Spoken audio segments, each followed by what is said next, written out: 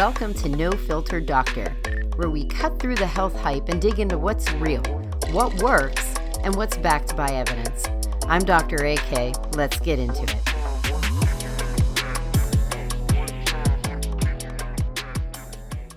Welcome back, everyone. Thank you for joining me on No Filter Doctor. Today, we are going to talk about alkaline water.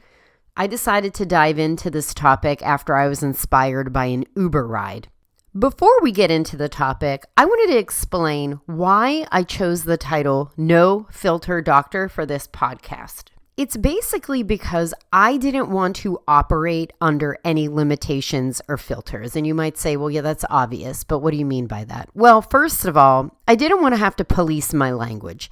There are going to be some topics that I might be really passionate about, and I don't want to have to filter the words that I use. I'm going to speak naturally on how I feel about the topics.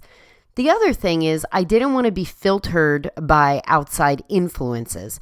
There are going to be different marketing companies, pharmaceutical companies, federal agencies for that matter, who are going to put out what they feel needs to be said. I don't want to be bound by those limitations. I'm here to talk about facts. I'm here to talk about evidence. When there is no evidence, I'm going to share that. There is way too much nonsense and health misinformation. So I chose No Filter Doctor because I'm going to bring you information with no filter so that you are armed with the information that you need to go have a meaningful discussion about your healthcare with your physician or healthcare provider team. Now, on to alkaline water. Like I said, this topic was inspired by a Uber ride. So the driver enthusiastically shared all of these unsolicited, by the way, I didn't ask for this, but just shared all of these supposed health benefits of alkaline water. And I'm just sitting there. Obviously, I didn't really engage in the discussion. I was really tired. I didn't want to have a debate. I also didn't know all the information to, present a grounded argument against it. But it did make me wonder, how is this physiologically possible? So, I learned in medical school that the stomach is a very harsh environment. It has an extremely low pH. It's full of acid. The stomach has special cells that are in the lining of it that are nice and thick so they don't get dissolved. They are also coated by a really nasty, gross, thick layer of mucus. By the way, for those of you who don't know, I can tolerate a lot of things. Obviously, I work in the emergency department. We see gross things all the time. But the one thing that will always get me is mucus. It is just disgusting and it makes me gag. I admit it. And the stomach is coated with a thick, nasty layer of it. But all of these are to protect our stomach from digesting itself. So I didn't understand, how is it that if you drink something with a basic pH, so that is a pH greater than 7. Just to backtrack a tiny little bit here, the pH of 7 is considered neutral. Things that are less than 7 are considered acidic. Things that are greater than 7 are considered basic.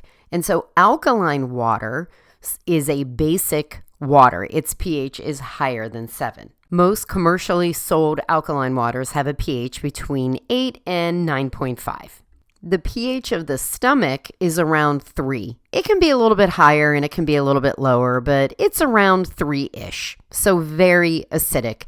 And our bodies basically work at a physiologic pH of around 7.3 to 7.4.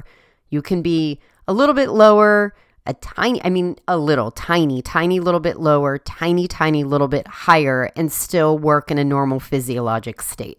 What I didn't understand with the alkaline water is, how is this not immediately neutralized upon contact with the stomach acids?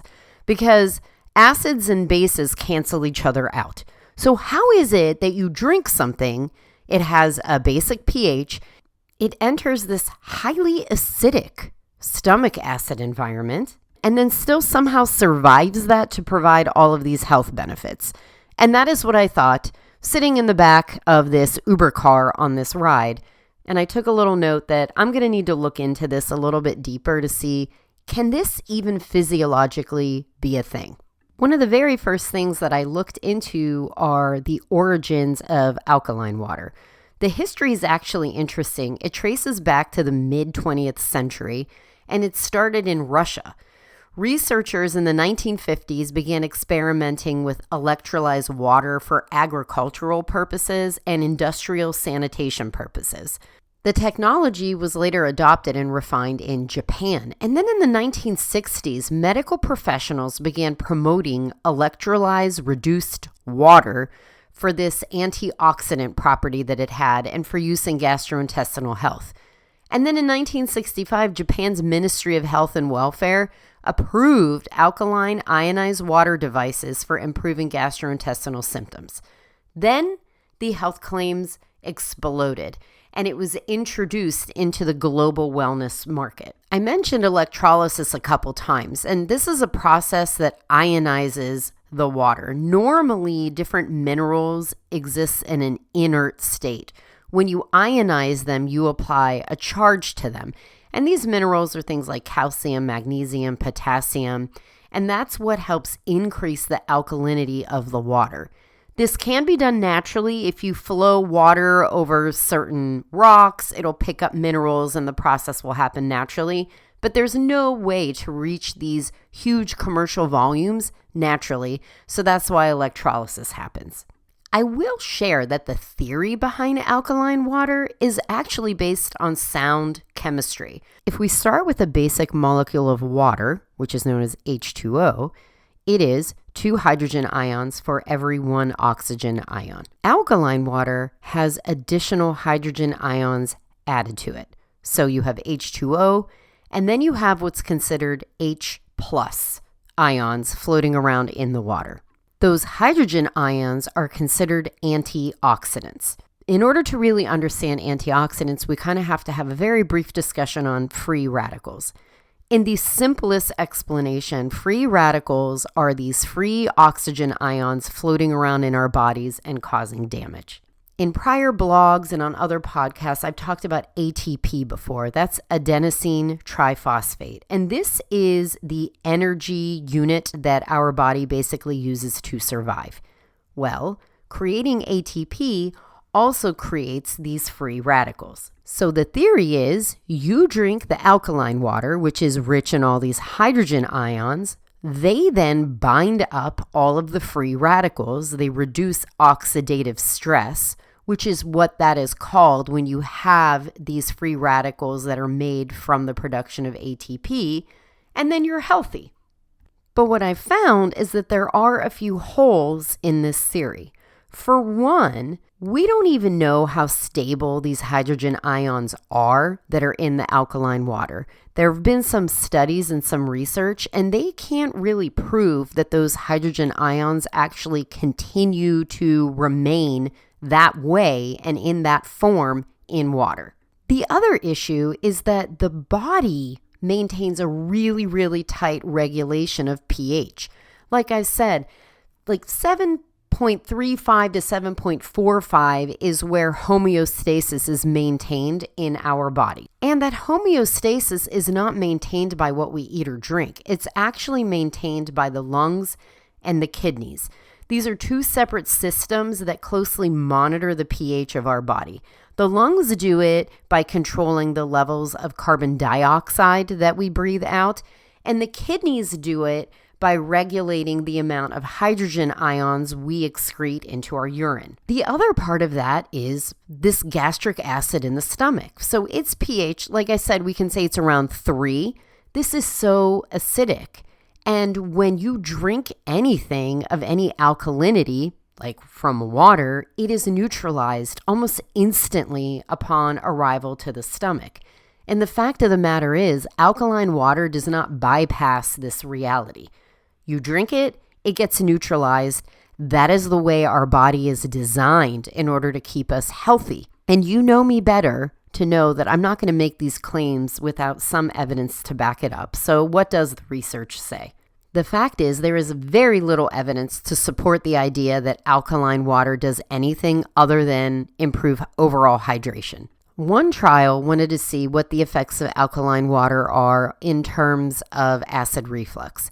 And there were some positive findings there. It was a 2012 randomized controlled trial. They used alkaline water with a pH of 9.5, and patients who had a history of acid reflux were in that study. And they found that the alkaline water did inactivate an enzyme called pepsin, and that's what contributes to a lot of esophageal irritation and GERD symptoms. So pepsin was inactivated. Another benefit may also be through the gut flora. A lot of what we eat and drink does affect the biodiversity of our microbiome. I also wrote some blogs on these that I'm going to turn into podcasts. But basically, everyone has a microbiome.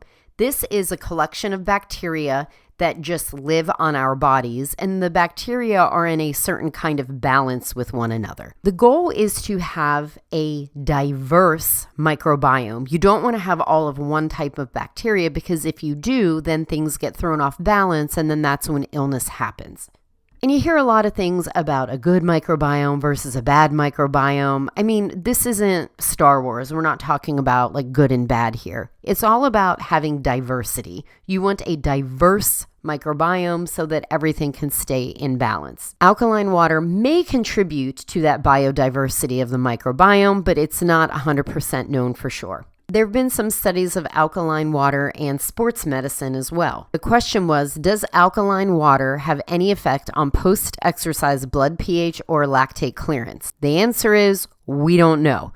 The changes were very, very minimal and very inconsistent. The other issue is that these studies had highly controlled conditions that are not what we would do in our daily life. So, not sure that it really does anything in those conditions. What I can say for a fact is there is no robust, peer-reviewed studies with a large number of study subjects demonstrating that alkaline water detoxifies the body, prevents chronic illness, improves energy, reverses aging, improves the skin, or does any of the other things that a lot of the claims state.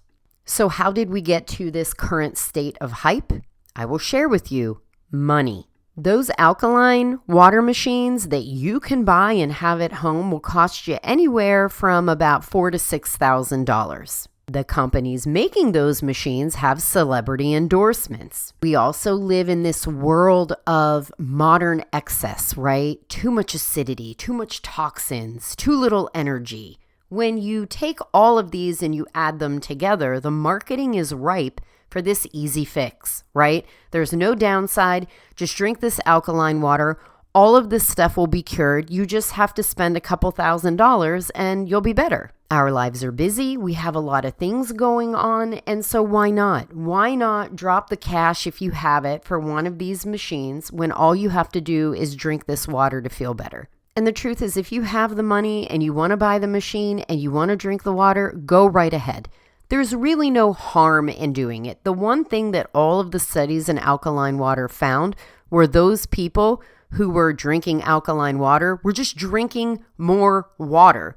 So if you want to spend a couple $1,000s to help you drink more water, then go ahead and do it. Again, there is no harm to this. You're not going to hurt yourself by drinking alkaline water. But if you really want to improve your hydration and your energy, there's a lot of evidence that points right back to the basics. Eating a diet that's rich in vegetables and whole grains that gives you a lot of fiber, that actually optimizes your microbiome more than alkaline water is going to. Physical activity is what restores function to your mitochondria and can actually reverse some chronic illness. Restorative sleep has multiple studies that demonstrate its anti-aging effects and the fact that it provides energy.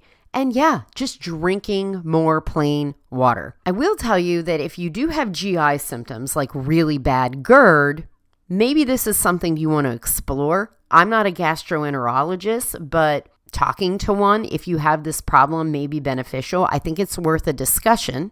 It should not be mistaken for a universal solution, especially if you're in a situation where you have other things that you really need to spend your money on. You want to know what's way cheaper than an alkaline water making machine? Produce.